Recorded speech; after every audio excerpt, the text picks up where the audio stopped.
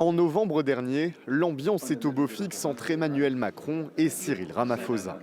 Le président français profite du sommet du G20 à Johannesburg pour inviter son homologue sud-africain au G7 de juin 2026 en France. Mais ce jeudi, Pretoria jette un froid entre les deux pays. Nous avons appris qu'en raison de pressions contenues, la France a dû retirer son invitation à l'Afrique du Sud pour sa participation au G7. Pour la présidence sud-africaine, les États-Unis seraient derrière cette décision.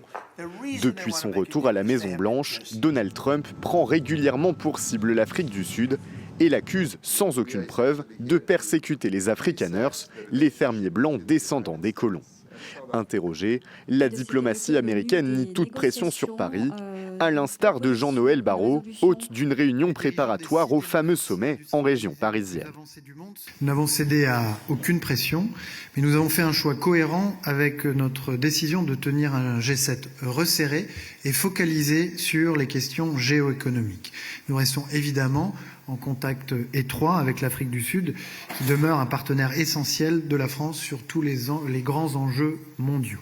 En marge d'un déplacement, Cyril Ramaphosa a finalement déclaré qu'il n'avait pas connaissance d'une éventuelle pression américaine. Mais une chose est sûre, la non-invitation de Pretoria marque la volonté de la France de ne surtout pas hériter l'imprévisible Trump, qui avait quitté prématurément le précédent G7 au Canada en juin dernier.